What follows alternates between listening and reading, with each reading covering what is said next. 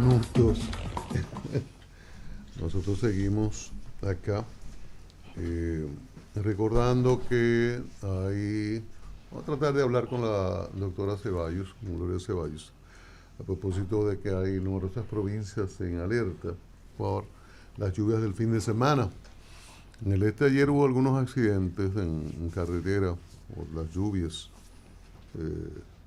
Afortunadamente, vi dos, no fueron fatales, pero hay que tener mucho más cuidado cuando llueve. Hay gente que quiere seguir el mismo ritmo en carretera pese a la lluvia. Bueno, hablemos de cosas desagradables como reforma fiscal y hablemos con los que saben, ¿verdad? Tenemos el decano de Economía de la Universidad Autónoma de Santo Domingo, Antonio Siriaco, para hablar de este tema. Buenos días, bienvenido. Buenos días, para mí es un placer estar con este gran equipo de comunicadores, ¿no? En esta mañana temprano. Estamos siempre a la disposición. Qué bueno, qué bueno. La reforma fiscal, muchas opiniones, muchas versiones rodando. ¿Cuándo hacerla y por dónde empezar? Como decía el camarada Lenin, ¿qué hacer y por dónde empezar? Dos libros. En primer lugar, yo pienso que... Pero primero, espérate, me pongo en contexto, que yo soy medio bruto en eso. Explícale al pueblo, explícame a mí, ¿por qué yo tengo que hacer una reforma? ¿Por qué? Porque lo dice la gente, ¿por qué que tengo que hacer una reforma? Mira, en primer lugar, yo creo que... ¿Y por qué ahora? Hay un elemento incluso institucional desde el año 2012 con la Estrategia Nacional de Desarrollo. Lo grande que él lo sabe. Y es así. No, pero Pablo, él lo sabe, pero a la gente hay que explicárselo. O sea, hay un pacto fiscal dentro de tres grandes pactos: el pacto educativo, el pacto eléctrico, y entonces el pacto fiscal, que es la madre de las reformas, de las grandes reformas, ese no se ha hecho, ese se ha pospuesto, ese se ha puesto un parche. Y yo creo que un tipo de reforma de la magnitud que exige la reforma fiscal, hay que hacerla en tiempos donde la economía está en un proceso de crecimiento, de recuperación, y en un contexto, evidentemente, donde también un entorno internacional no esté tan, vamos a decir, tan en ebullición, porque la economía dominicana es una economía que tú no la puedes extraer del resto del mundo. Entonces, la economía en el año 2020, que se propuso 2021 hacer una reforma fiscal, no se podía hacer, desde mi punto de vista. Yo soy de los economistas que plantean que las transformaciones hay que hacerlas cuando tú estás bien. Claro. Tú tienes que ir al médico no cuando tú estás mal. Cuando tú sientes que está bien y como una forma preventiva, entonces tú sencillamente observas y dices, mira, hace falta esto. Entonces, no era el momento. Se quiso hacer en otros países, en Colombia, abortó y en otros. En el caso dominicano, yo creo que ahí están dadas las coyunturas, el contexto para hacer una reforma, no solamente económico, sino también el contexto político. Porque el partido que ganó, el PRM, y el presidente tiene un gran activo, en términos que domina prácticamente todos los poderes del Estado. Entonces, esas son dos premisas que nos permiten a nosotros decir que este es un momento adecuado. Ahora, ¿qué elementos estructurales tiene la economía dominicana? Aquí hay un problema de sostenibilidad de la deuda. A pesar de que tú encuentras los economistas, por un lado, que dicen la verdad con posiciones diferentes, tú encuentras la posición que dicen la deuda ha crecido. Es cierto, en términos absolutos. Y el gobierno te dice la deuda ha disminuido. Es cierto, con respecto al PIB. Ambas. Pero hay un elemento que es importante, que tiene que ver con la sostenibilidad de la deuda, que es la que debe preocupar, que es que los intereses que generan esa deuda y que ha generado esa deuda cada vez son mayores y se ponen en el presupuesto y hoy representan el 3.6% del PIB, y eso le quita capacidad a cualquier gobierno de hacer políticas públicas de inversión. Por lo tanto, tú tienes que contener esa sangría, porque de lo contrario, el coste que eso tiene como contrapartida es que la inversión pública está muy por debajo de lo que requiere este tipo de economía. Por lo tanto... Pero, Siriaco, sí, hay una especie como de afirmación falsa en el tema de vincular la deuda con el PIB. Me explico. Si tú mides la deuda con relación al PIB, tú dices que baja, siempre va a bajar. Siempre que tú incrementes la deuda, porque una de las variables macroeconómicas para el crecimiento es la propia deuda. Sí, pero también entonces tú estás haciendo una especie de moldete la cola. Pero cuando tú la comparas con un PIB que está creciendo y que el Banco Central te dice que son 125 mil millones de dólares, entonces eso, si el PIB crece más que la base con respecto a la deuda, en términos del coeficiente te va a disminuir. Eso es lo que ha ocurrido, básicamente. Bueno, pero son informaciones que la da el Banco Central. Y eso hay que sencillamente tomarlo como sí y sí. Bien. Tantas palabras. Bueno, lo que ocurre es, si aquí existiera un organismo especializado, como ocurre en México, como ocurre en Europa, como ocurre en Estados Unidos, público, que contrasta información estadística, entonces ahí sencillamente el Banco Central tuviese un contrapeso, pero no existe eso. No estoy diciendo que el banco tiene excelente técnico y puede ser que todo lo que está diciendo, como yo lo creo, es la verdad, porque son metodologías que se auscultan con organismos internacionales. Ahora, ya dado esto, hay que comenzar a pensar, a perfilar una reforma fiscal desde el punto de vista de la Facultad de Ciencias Económicas y Sociales, porque estamos preparando un documento público que lo vamos a exponer ante la opinión pública, y nosotros hemos trazado algunos lineamientos para una reforma fiscal. En primer lugar, que sea integral. Integral implica que no solamente se mire por el lado de los ingresos, de los tributos, sino también por el lado del gasto, y eso lo podemos ver con más tiempo. Que sea simple, que simplifique el sistema tributario en la República Dominicana. Que el pequeño contribuyente, que el emprendedor, que las MIPYME, que representan el 95% del tejido empresarial, sientan en cierta manera que hay mecanismos que incluso induzca a una formalización. Nosotros tenemos una propuesta que es el tema del monotributo. Monotributo no es más que una figura que se utiliza en Sudamérica, en varios países, Uruguay, con una tasa relativamente baja de informalidad. El caso de Perú, el caso de Bolivia, el caso de Argentina. Y ahí sencillamente te van a poner un monto fijo, y eso hay que revisar el que existe en la República Dominicana, que es un régimen simplificado de tributación. Entonces ese régimen se modifica por un régimen de monotributo, donde, por ejemplo, si tú tienes un negocito o un negocio, dependiendo, tú vas a pagar un monto fijo. Eso lo va a determinar la renta. Ese monto fijo, que puede ser mensual, que puede ser trimestral. Un monto fijo porcentual. No, ahí voy. No, un monto fijo que sea un monto absoluto, que ya ahí te incorpora todos los impuestos que debe de pagar, en caso de, te incorpora la TCS, te incorpora el Infotec, todo. Es decir, cuando tú vas a un banco, Pablo, y tú dices, yo quiero un préstamo de 10 millones, 15 millones, lo primero que tú preguntas, o dos preguntas, ¿en qué tiempo tú lo pagas y cuánto es tu cuota mensual? Ya no hay problema. ¿Y la tasa? No hay la tasa. Pero la tasa se deduce. Claro, pero tú no tienes que buscar un experto financiero. No. Tú sabes que todos los meses tú tienes que buscar de ese monto 20,000 pesos que incorpora capital e intereses. Y ya. Sí. Pero antes de continuar, ¿cómo nos ha ido con el sistema simplificado? Porque es una opción. Es una opción, pero fíjate. Como que no se ha promovido mucho, la gente le ha hecho mucho o poco caso. Explícanos, por favor. Lo que ocurre es que tú sabes que a partir del año 2007, y eso hay que decirlo, hay un proceso, se inició un proceso de modernización de la DGI. Se incorpora el comprobante fiscal, la facturación, la impresora fiscal, y también el procedimiento simplificado de tributación PST. Exacto.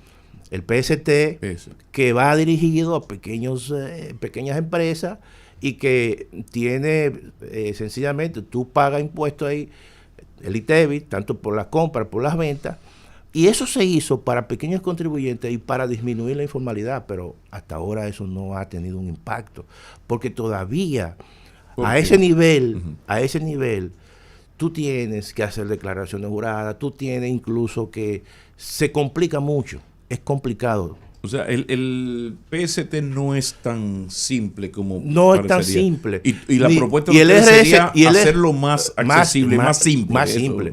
Incluso el RST, que hubo una modificación en el año 2012 también. Por ejemplo, que se aplica a los salones de belleza, a los colmados. Y cuando tú le dices, mira, tú vas a pagar el ITEVI, tus ingresos por el lado de las ventas. ¿Qué tú entiendes sobre eso? O por el lado de las compras. Eso es complicado. No, o el abuso de que tú me cobras un ITEVIS que yo de un ingreso que a mí no me ha llegado. Claro, o sea, entonces la vagabundería, el abuso del anticipo. Claro, el anticipo. Ahí voy también. Tú me vas a colocar 100,000 pesos en a diario, 100,000 pesos mensuales a diario. Resulta que todavía tú no estás ni pensando en pagar. Es más, ni hemos firmado bien la vaina. Tú no estás pensando en pagarme. Ya en 15 días hay 18,000 pesos que a diario tiene que pagarle al Estado. Pero yo lo que he hecho es firmar una cuestión. Pero peor aún, fíjate. E insisten. Peor aún. Sí. Está el anticipo por el impuesto sobre la renta. Que tú dices, bueno, está bien, al final de tu declaración jurada del próximo año, se te hace, ¿verdad? Se te descuenta. Ahora, ¿y el 1.5% de los activos? Que eso se hizo precisamente como un mecanismo de evitar la evasión. Y a ti te lo cobran y no hay ningún tipo de recompensa. Y ahí tú sí estás pagando. Y es un anticipo. Y eso se creó precisamente por el tema que el Estado siempre tiene esa visión de que lo están estafando, de que hay evasión. Y de cierto, hay evasión. Pero todo eso tiene un impacto. Puede prevaler de tu falta. Claro. Y eso yo creo que distorsiona mucho la inversión en la República Dominicana. Nosotros con esta reforma fiscal es un tema también que vamos a plantear, que es la eliminación del anticipo. Sí. Estamos conversando con Antonio Ciriaco Cruz, decano de Economía de la Universidad Autónoma de Santo Domingo. Esos planteamientos que usted hace desde la academia, desde el experto. ¿Y qué le va a pasar a la clase media? Que no tiene vocería ni tiene interlocutor. Me explico. Si se va a negociar con los empresarios, ellos de manera proactiva, de hecho, es un ejercicio empresarial. Legítimo, ¿no? Y cuando usted hace todos los años su evaluación, hay una cosa que se llama amenaza. En el DAFO o en el FODA, que tu amenaza es una amenaza permanente y ellos lo tienen ahí de manera proactiva. Lo tienen otros sectores, sin embargo, la clase media no tiene interlocutor. Y le cuento, no es porque yo esté diciendo una genialidad, es que allá abajo en el Congreso, usted sabe cómo quedó la cosa. Quedó totalmente hacia el PRM. Cuestión de que cuando el presidente de la República envíe esa reforma fiscal, la clase media no tiene allí nadie que haga contrapeso ni que tenga fuerza para presionar y decir no, ese aspecto le puede dañar a la clase media. ¿Qué va a pasar entonces? Mira, esta reforma tiene que tener un componente progresivo y eso te lo voy a explicar y va dirigido a los grandes contribuyentes. Ahora, los sectores de clase media, para que tú puedas vender una reforma, puedas legitimar una reforma ante la sociedad, tú también tienes que generar un proceso, vamos a decir, de escape a sectores de clase media. ¿Cuál es el impuesto que más afecta y que más regresivo es dentro del sistema tributario? El ITEVI. El ITEVI, claro. Entonces, el ITEVI no puede ser incrementado más de lo que está incrementado. La tasa del ITEVI en este país es un 18%. ¿Qué nosotros proponemos? Una reducción del ITEVI de un 18 a un 14. Y todas las exenciones que estén vinculantes con el ITEVI, excepto la de los alimentos y los medicamentos, que se mantengan. Nosotros diferimos. ¿Que se mantengan las exenciones o que se eliminen? No, que se mantengan las exenciones. Alimentos y medicamentos. Alimentos y medicamentos, nada que nada más, que prácticamente el ITEVI es un impuesto bastante fuerte en esos sectores. Agresivo. Y nosotros estamos en desacuerdo con algunos economistas que dicen vamos a bajar el ITEVI y aumentar la base. Ustedes se imaginan. Vaya traduciendo, ellos dicen aumentar el ITEVI y bajar la base, traduzca eso al español dominicano del que está oyendo. Bajar la tasa y ponérselo a todo el mundo. Y entonces a todos expandir a todos los sectores. Alimentos y sí, todo. Todo esto que nos estás diciendo, ¿de qué manera vamos al meollo? Se va a hacer hay un mandato legal, hay una estrategia nacional de desarrollo que manda a la firma de este pacto fiscal, bueno, pero las arcas nacionales necesitan 250,000 millones de pesos, por ejemplo, claro. Por ahí más o menos, minutos más, minutos menos. Ahora, esto se oye bonito. Ahora, esa propuesta de ustedes, ¿de dónde entonces se va a sacar el dinero? Porque hay unos datos que hemos reproducido mucho aquí. 57% de los empresarios no transfieren, de las empresas, no transfieren al Estado, la DGI, el ITEVI que cobran. Claro.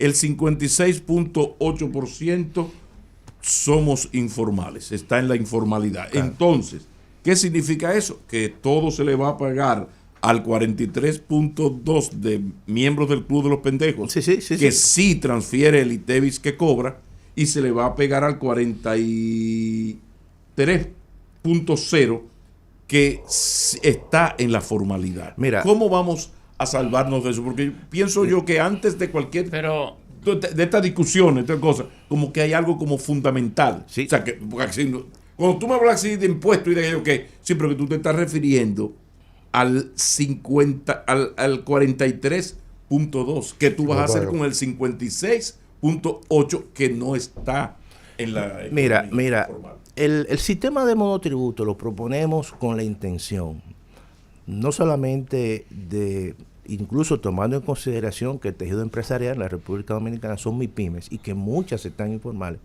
y que cuando tú le facilites el proceso de pago, ya todo eso, evidentemente, que le va a disminuir costo de transacciones, porque le va a evitar tener incluso una persona ahí que le esté haciendo declaración jurada, ese tipo de cosas. Ya eso es un incentivo para la formalización.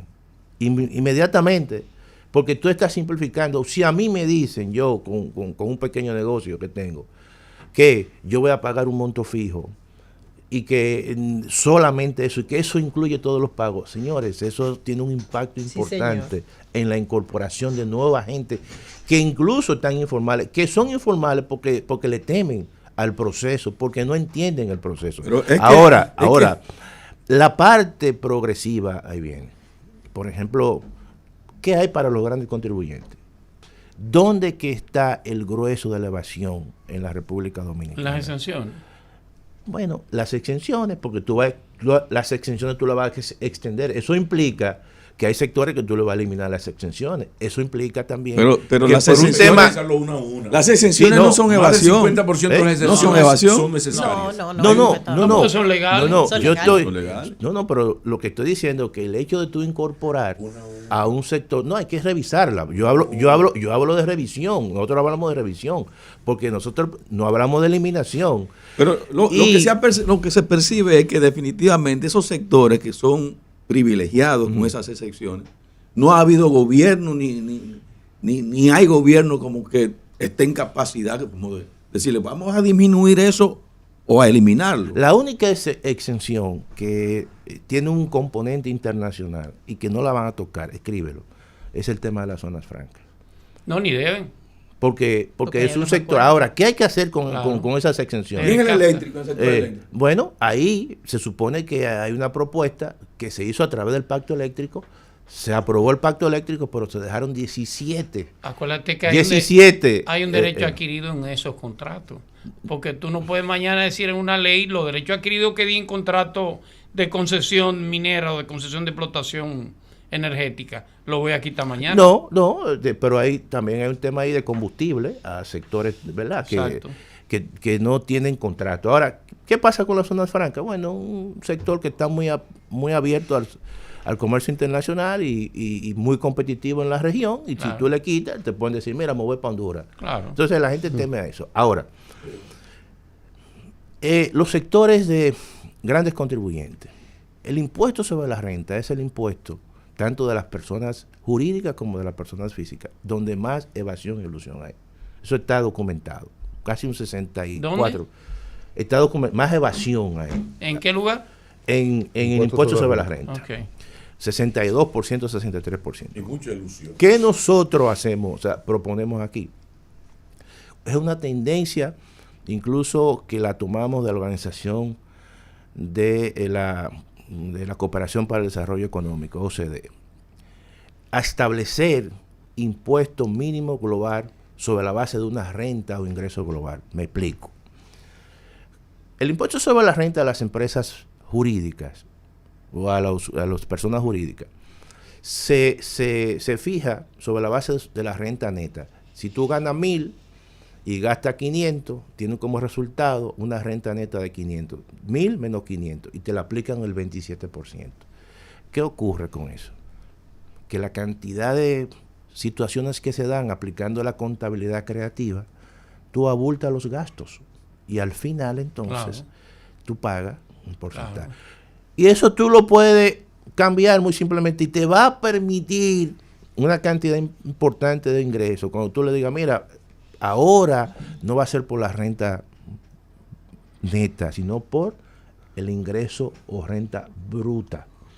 Y cuando tú le aplicas un 27, tú reduces la tasa, pero se lo pones sobre el total. Se lo pone eso. Y ahí reduce de manera pero sumamente significativa. En que todo se resume en una voluntad política del gobierno que con los asesores propios y los asesores de los sectores poderosos se reúnen 4 vodkatones y como mucho café Santo Domingo y se pueden poner de acuerdo en hacer cosas para yo evitar que el truqueo tuyo sea mayor. Ahora, ¿qué ocurre? El problema, y el gobierno sabe cuáles son esos pasos. Ahora, el problema está el costo político de esos pasos en un país donde el pueblo dominicano no está muy por la labor de la protesta. Y, o sea, ¿cómo hacer eso? Mira, Pablo, las reformas tienen costos políticos, pero tienen beneficios políticos. Sí, salen bien. Sí, los costos políticos son de manera inmediata.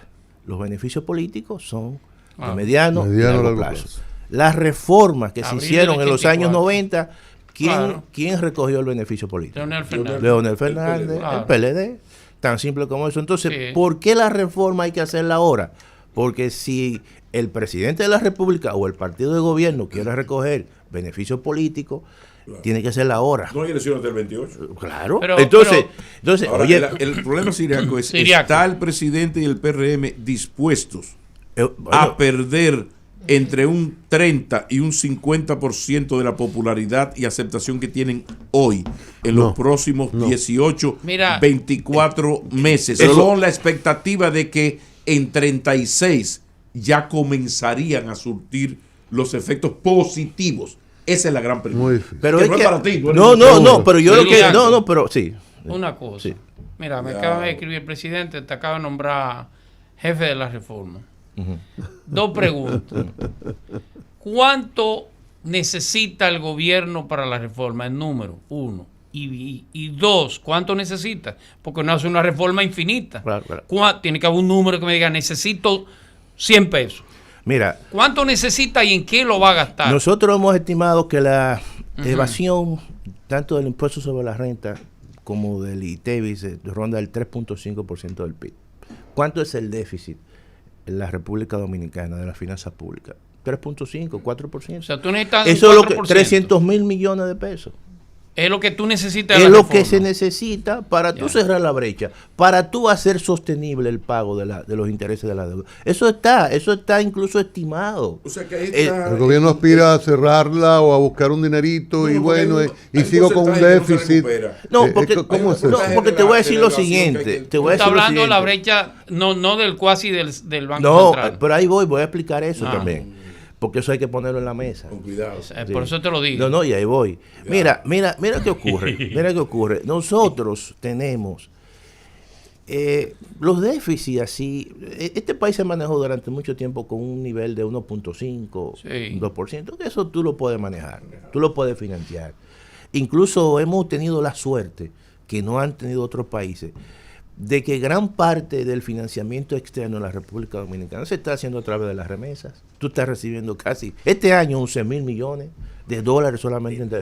Entonces, eso es algo que te cayó del cielo así, el maná. Sí, innegablemente. Y que se puede caer en cualquier momento. Y se puede caer, se está cayendo. Claro, entonces tú tienes que ver el futuro. Entonces, en ese sentido, generalmente, ese es el monto de recursos que hay que buscar. Tú dices, bueno, vamos a buscar 250,000, 300,000, y tú lo vas a encontrar. Eso en un año. Sí. Si no, en un año. Okay. Algunos plantean, vamos a eliminar las exenciones fiscales. Eliminando los gastos tributarios. No, tú para la economía. No, pero tú resolviste el problema. Sí, pero para la economía, mata al paciente. No, lo que pasa es que hay mucho de mito en esto de revisar las excepciones. Y yo he procurado mucho que se revise, sí, pero es una a una con un argumento. Claro. Más del 50%. No, gradual. No pueden ser tocadas por un asunto de paz social. No. Y cuidado. No, tú lo has dicho. El 50% de las exenciones es ITEVI, a los alimentos y a los medicamentos. Por eso yo digo que eso hay que... Ahora hay un 40 y pico y una facilidad que yo te di hace 10, 15, 20. ¿Cuánto es el cuasi fiscal? ¿Por qué monto anda? Entonces, ahí vamos al tema del Banco Central. Y es importante eso. Mira, que ya no está en el banco, está en Hacienda, ¿no? No, eso está en el banco, porque el banco tiene que hacer emisiones de certificado, hace emisiones que sean atractivas. Los fondos de pensiones, sector financiero, compra eso. Y eso financia una parte del déficit cuasificado. Si Cristian tiene unos certificados ahí. Pero ¿qué trae como consecuencia eso?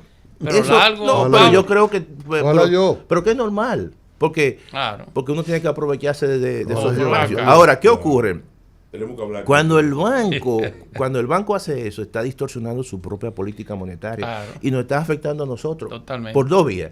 En primer lugar, una parte de ese déficit, el gobierno tiene que financiarlo con el presupuesto.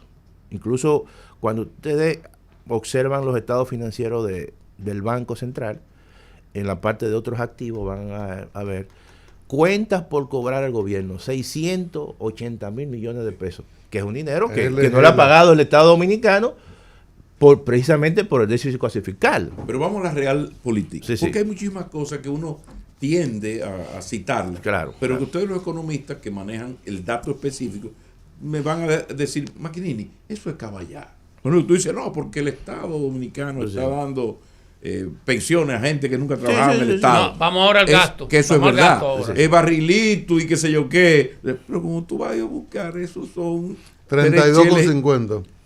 ¿Dónde está realmente el dinero? ¿Dónde están las cosas que el gobierno, si quiere buscar esos 250,000 millones de pesos, tiene que hacer? ¿Qué tan importante, te pregunto, por ejemplo, el asunto de sincerizar el cobro de la energía eléctrica? O sea, aquí vía el CIUBEN, tú sabes a la gente que tú puedes ayudar con un bono eléctrico. Claro. Son los pobres que están perfectamente ubicados. Claro. Una cosa científica. Claro. Bueno, perfecto. Ahora, ¿cuándo el gobierno se va a atrever a tener jardines colgantes de Babilonia para decir, fuera CIUBEN, que le voy a dar el bono eléctrico?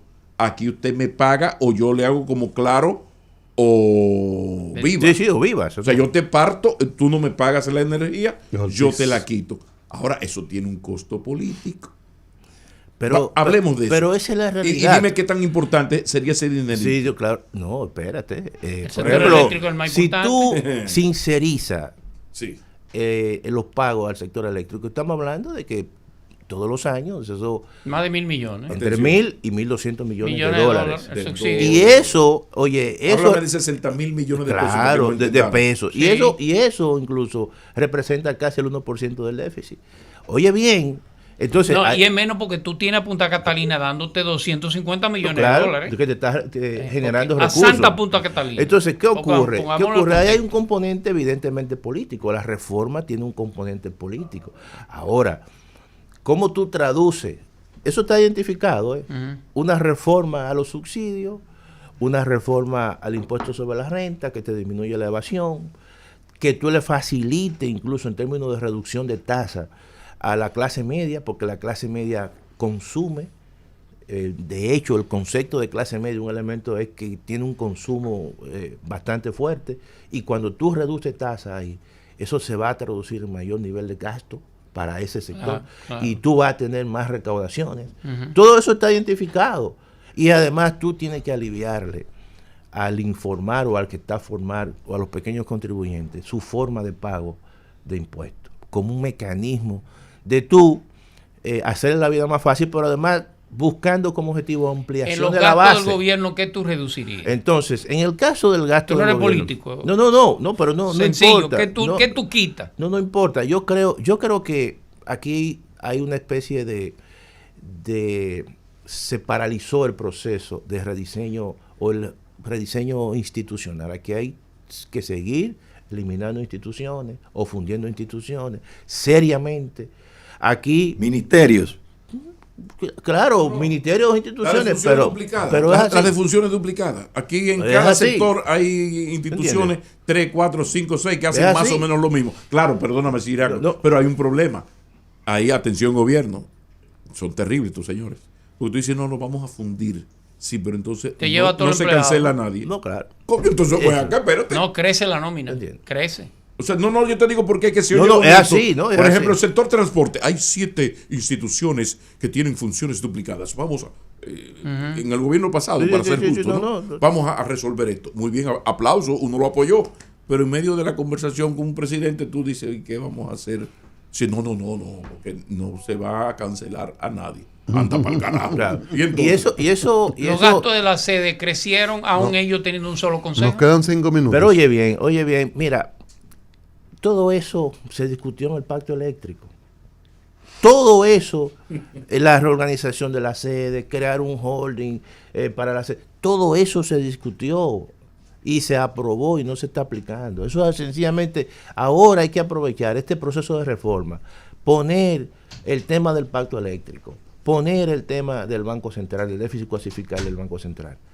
Oye, y eso, solamente con esas reorientaciones, tú vas a tener recursos importantes. Entre tú y yo, sin que salga a la prensa, salga por la radio, entre tú y yo. Cuando se haga la reforma, me va a dar duro, me va a doler, me va a dar duro. Va a doler. No, yo creo lo siguiente, yo entiendo. No está en la radio, no te está muy No, porque eso, yo entiendo que las reformas necesariamente no tienen por qué darle duro a la clase media y a la clase de bajos ingresos. El componente progresivo tiene que ser para los altos contribuyentes. Para la clase media hay que aliviarle el pago de impuestos. Por eso nosotros usamos la figura de la que hay que disminuir el ITEVIS. Clase media no financia campaña. Sí, pero clase media, aunque tú no lo creas, influye en poner y en quitar gobiernos. Y en poner y en quitar candidatos. Aquí hay muchos funcionarios y candidatos que ganaron sobre la base de una expresión. No tenemos asiento en el CES ni en el Congreso. ¿Cómo lo hacemos? Bueno, sencillamente yo creo que hay que pedir, hay que pedir que sea mucho más democrático el CES. Es así. Lo que pasa es que la situación es difícil. Y está la sociedad civil, se supone que la sociedad civil te está... Lo que pasa es que se supone que el pacto fiscal es un mandato legal, está retrasado, pero lo ideal sería lo que tú planteas. Vamos a hacer ir al médico cuando estamos mejor de salud, antes de que venga y ya sea irremediable la cosa, ¿verdad? Claro. Perfecto, pero resulta que los pueblos solo aprenden sufriendo y los gobiernos van postergando todo esto. Es como el endeudamiento. Tú recuerdas que hace 8 años el Banco Mundial le advirtió al gobierno de los PLDistas, señores, nos estamos acercando al 50% del endeudamiento. Váyanse al paso. Vamos por 60 ya. Vamos por 60. Entonces hay un problema. Acabamos de salir de un proceso electoral que más que un proceso electoral tiene un tinte de inversión-beneficio. Claro. Es decir, miles de millones de pesos que el sector pudiente, las élites, financian junto con el financiamiento de los 5,000 millones que le costó a la Junta de Transporte, ¿no? Claro. Ahora, ven acá, pero tú me invitaste a mí durante todos estos meses a donarte millones y millones de pesos para tu campaña electoral. Coño, y ahora me acabas de ganar otra vez y me estás llamando para darme por la cabeza. Yo que estoy acostumbrado a ganarme 2,000 millones de pesos mensuales. Y ahora tú quieres que yo nada más me gane 1,800 millones de pesos. ¿Qué es lo tuyo? Pero yo pienso que la reforma Antonio. hay que venderla. Oye Antonio. bien, Okay. mira, Perdón, si tú necesitas, por ejemplo aquí... Hay que venderla, ¿qué es eso? Que el gobierno la suma rápidamente. Que la suma, pero no solamente eso, que diga cuáles son los que va a hacer, beneficios, qué rayos lo claro. va a hacer. Por ejemplo, mira, ¿por qué yo digo que la reforma fiscal es la madre de las demás reformas? Cuando tú hablas aquí de modificar la ley de seguridad social, no sé, en su versión de salud, aquí se necesitan más de 20 mil millones, eso lo dijo el presidente de la República, para la atención primaria. ¿Y dónde están esos recursos? Tú tienes que sacarlo de ahí y tú tienes que vender que gran parte de esos recursos van a mejorar los servicios Tú dijiste, públicos. hablaste de reforma. Todos los gobiernos que han hecho reforma han perdido.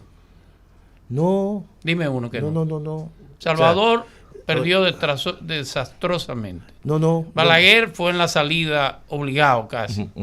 Que yo le dije a uno que se sentó ahí que los primeros cambios económicos se hizo por decreto. Pero Danilo hizo... ¿Cuál es la reforma de Firmó Danilo? el pacto educativo. No, pero eso no es una reforma. Estoy hablando de impositivo. No, entró dinero, ahí no fue problema. fue lo contrario. Y no solamente eso, Pero, y también Hipólito hizo una mini reforma fiscal. Y dejó en suspenso. ¿Te entiendes? Algunas cosas. Porque Hipólito se fue. ¿Tú sabes qué ocurrió? Que ahí los beneficios políticos fueron mayores que los costos políticos. Y eso hay que decirlo, cuando aquí se firmó el pacto educativo, El 4%. ahí el 4%, el beneficio político fue mayor. Claro, que porque el era costo gasto. político. Sí, y tú le sacas no, porque hubo un plan de construcción básicamente Concluyendo. Pero cuidado con el pacto educativo. Del pacto educativo lo primero que se hizo fueron las construcciones. Todos felices. Pero por eso es. Eso es lo que él está diciendo. Eso es lo que estoy diciendo. Hablando de cuando tú tomas decisiones antipáticas. El pacto educativo fue un orgasmo financiero, claro, económico, era gasto. para todos los sectores. Por eso el país se tiñó de verde, no solamente por las greñuras, los liberales, las greñudas, la gente de progresía, sociedad civil. No. Aquí el pacto fiscal fue una línea cuando esas élites dijeron, coño, pero es que el dinero que se va a aumentar del 4% va a llegar a nosotros, constructores, editores, todo ese tipo de cosas. Entonces ahí tuviste el beneficio político. Ajá, pero por eso yo digo. Era gasto. No, pero está bien. No era odioso. Como sacarme dinero. Pero las élites construyeron muchísimo y vendieron. Dos preguntas. Pero luego vino, después de eso, ¿qué vino? Vino una mini reforma fiscal. Dos preguntas finales. O sea, que había incluso ya los ingresos. Y esos ingresos tú inmediatamente lo traduces en mayores gastos. O sea, lo que quiero decir es que tú tienes que identificar bien qué tú vas a hacer con esos recursos. Y si tú mejoras los servicios públicos, evidentemente eso tiene un impacto. ¿De qué manera protege la propuesta que ustedes tienen para el pacto fiscal, la reforma fiscal? ¿De qué manera protege a la clase media? O sencillamente de que no le pongan ITEVI, de que no le quiten el ITEVI a los alimentos, ni le quiten el ITEVI a los medicamentos. Tú sabes que tú vayas a comprar un plátano que tenga Sueña ITEVI. Pilarín. No sé. Digo, es una propuesta que hacemos nosotros, pero quien lo aplica se va a llevar mediáticamente el coste político. Ustedes saben por dónde viene el gobierno. ¿Qué es lo que el gobierno plantea al final? O sea, ¿qué es lo que está planteando? Yo lo que creo es que la visión que tiene el gobierno es una visión más fiscalista que otra cosa. Pero todavía no de buscar cuarto. Y de buscar dinero. Y eso puede generarle mayores costes políticos que beneficios políticos. Lo que pasa es que el gobierno todavía no ha socializado. Uno supone que ya esto está listo. Ahora el gobierno no suelta prenda. Y el gobierno, me imagino que ya está diseñando su estrategia de comunicación para salir a socializar, a vendernos. Miren, señores, escuchamos a todos los sectores, conversamos, cero más cero, nos reunimos con todos los asesores de todos los sectores, las MIPYME, ok, aquí está. Vamos a hablar inglés, chino. Queda pendiente. Y hay que ver, exactamente, cuál es la propuesta gubernamental y a partir de ahí entonces. Pero el decano de la Facultad de Economía no la conoce. No, yo no la conozco. Nosotros estamos promoviendo precisamente un documento de nosotros. La ideal que sea en la transición. ¿Perdón? La propuesta que se apruebe en la transición. Bueno, yo creo que ya en el Digo que sí es lo ideal. No, es la pregunta. Lo ideal que eso entre 2024, lo que quede, 2025 ya esté. ¿Cuánto eso es demasiado tiempo. No, o sea, vamos a requerir como ocurrió con la ley de aviación civil que Estados Unidos amenaza para que la tengan en un mes. Lo ideal que sean en esta transición. En la transición es lo ideal. Sí, gracias, Siriaco. 30 segundos. Gracias, Siriaco. Esos 18 meses. Eso es verdad. Post-pacto fiscal. Tipo de cambio va para arriba, ¿no? Va a seguir subiendo. No, mira, aquí yo, desde mi punto de vista, aquí no hay problema con el tipo de cambio, con los dólares. Este país va a recibir este año casi 40 mil millones de dólares. Antonio Siriaco, decano de Economía de la Universidad Autónoma de Santo Domingo, a la espera de la propuesta del gobierno, la UAS, y Siriaco dio varios puntos, ¿no? Está definiendo ya su propuesta o contrapropuesta a los fines de la reforma fiscal que no espera más, ¿verdad? Así es. Gracias, Siriaco. A ustedes. Antonio Siriaco, decano de Economía de la Universidad Autónoma de Santo Domingo, ha estado con nosotros. Siriaco. Ay. No, hombre. No. Que no, y es fácil. Tú tienes muchas recomendaciones para el gobierno, muchísima gente. No se va a escapar. Es una recomendación. Sí. Yo pensaba que podía escapar. Porque probablemente en tu casa te estén reclamando cosas. Y tú estés como está el gobierno ahora, como barajando un poco, ¿no? Sí. De la academia más antigua. Construir, reconstruir, hay que utilizar Universidad Primada de América. Las mejores herramientas, los mejores equipos, ¿verdad? Le van a dar. Así como los instrumentos de investigación. Bueno.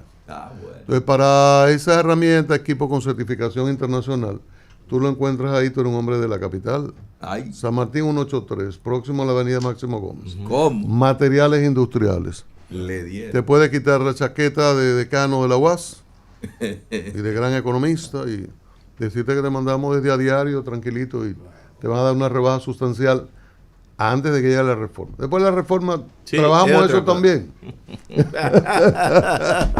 Gracias, Siriaco. Nosotros continuamos, quedan turnos y quedan entrevistas en este lunes 3 de junio. Comerciales.